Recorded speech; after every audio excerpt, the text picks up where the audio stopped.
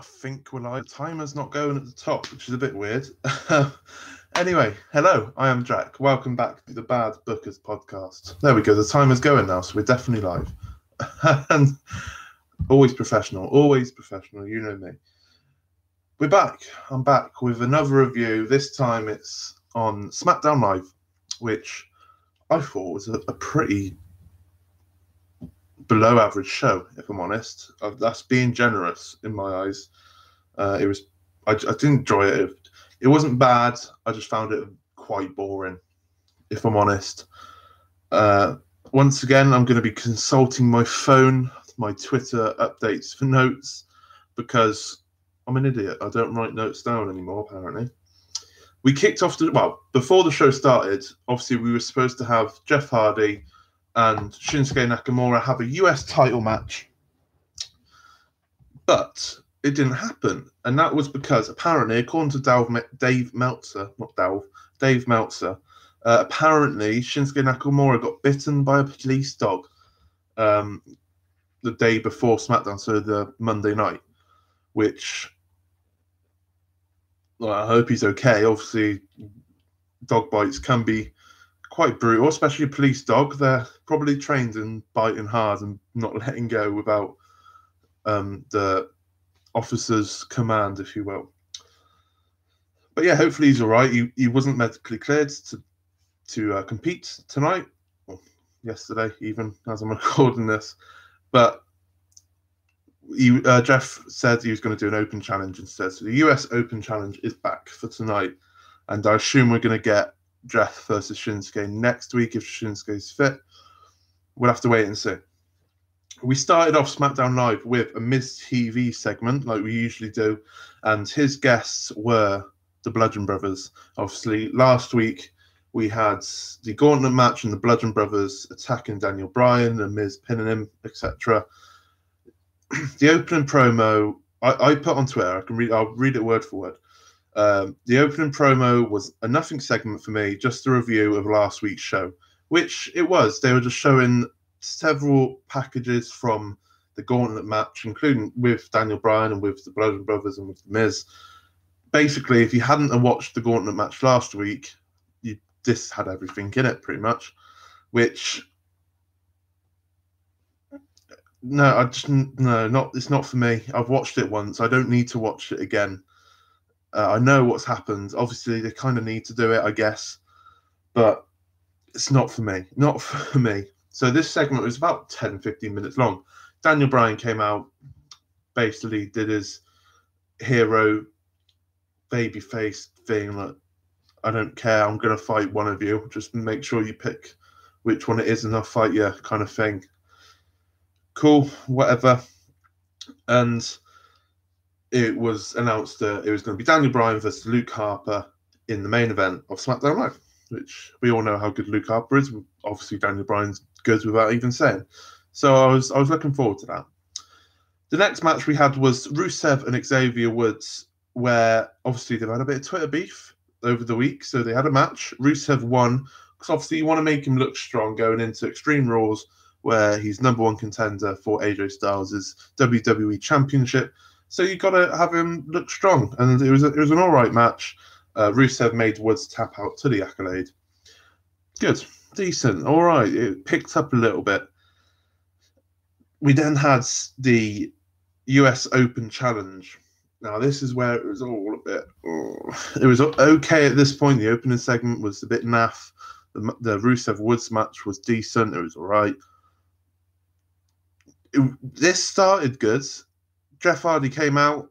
They then let Jeff Hardy wait in the ring for a bit as they did a segment between Lana and Naomi with the cast of Glow on Netflix. If you haven't watched that, it's all about women's wrestling and whatnot.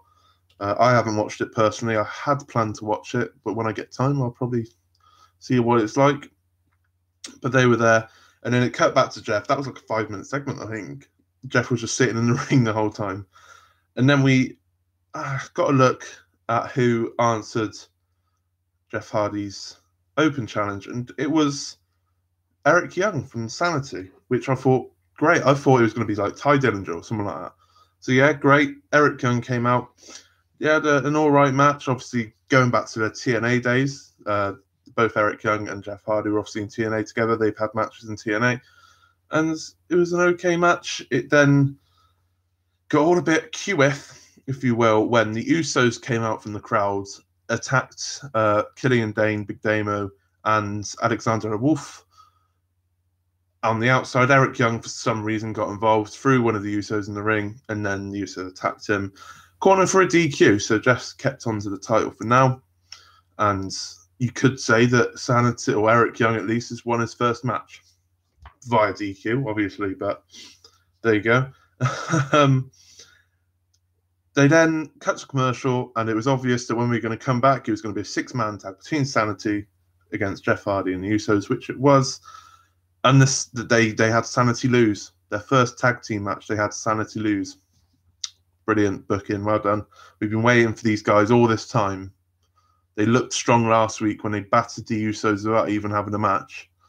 And then you just have them lose. Cool, brilliant.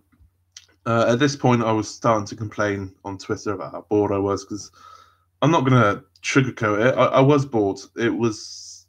I just wasn't feeling it. I put on Twitter later on in the night that I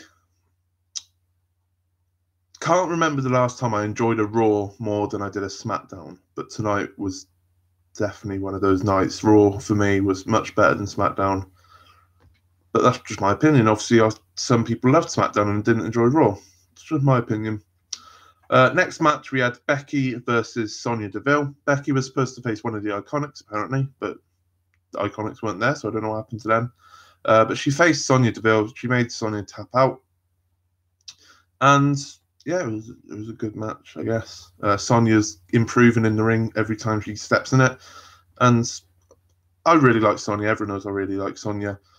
So I'm just hoping she can one day push up the card a little bit, because at the moment she's quite near the bottom, if not on the bottom. But she's improving week on week, which is good. We then had a segment with James Ellsworth where he had a little backstage segment with Ty Dillinger. Ty called him a 1 and not a 10. And then James Ellsworth came out to the ring and spewed bollocks, basically. Paige then came out. Ellsworth called out Asuka, and then Paige came out and said, "You know Asuka's not here, what you doing?" And James was like, I called him James, like, and Ellsworth was like, blah, blah, blah. Wait a minute, the only reason why you're out here is because you want to go on a date with me. Cool. Okay. And then Paige said, yeah, I'll go on a date with you, but it won't be a date and it won't be me. So it was like, all right, well, cool. And next week it's set up a match between Asuka and James Ellsworth. Obviously, he was intergender champion on the independent scene when he left WWE. He also had the match against Becky Lynch. So he loves a bit of intergender matches. So I'm assuming Asuka's just going to squash him in 2 seconds. Probably not. Probably not. They'll probably have Carmella interfere and then Ellsworth pin Asuka, because that's probably how they're going to book it. But then it was also announced that Asuka was going to once again face Carmella at Extreme Rules for the SmackDown Women's title. So yeah, we can all look forward to that. And then it was main event time. Not much as that. It honestly felt like a go-home show. Filler everywhere. Not much happens until this match. So we had the Daniel Bryan Luke Harper match, and it was a good match. Obviously, both wrestlers are very good, and you could see, because Harper was dominating, you could see that Daniel Bryan was going to do his late comeback and then win the match. Daniel Bryan did the late comeback, pins Rowan, but before the ref could count to 3, Rowan came in. I said to Rowan first. He pinned Harper before he could get to 3. Rowan came in and beat up Daniel Bryan, basically. And we were all thinking, who's going to make the save? Who's going to come out and protect Daniel Bryan? Kane. Team Hell Knows back, apparently. Kane just came out to the biggest pop ever. Well, not ever, but crowds pops like mad. Kane beat down the Bludgeon Brothers, went to hug. Obviously, they had the segment before when they're in Team Hell No that they had a little hug out and they loved each other and then they hated each other and then they loved each other. They had a hug in the middle of the ring and then Pain's music hits and at Extreme Rules, right, we're going to have the Bludgeon Brothers defend against Team Hell No. I don't know how to feel. It's like I would really like to see Kane be a mayor of a town and be a tag team champion at the same time. And then I think this is Kane. Let him concentrate on his mayor role. Yeah, Team Hell No versus Bludgeon Brothers at Extreme Rules. Unbelievable. Unbelievable. And that was that for SmackDown. Like I said, nothing's happened on SmackDown. I was pretty bored. I think most people were pretty bored. Some people obviously found it good, but it wasn't my cup of tea, if you will. So I would end it there. I know it's been a quick one, but I wanted to get this done and out the way.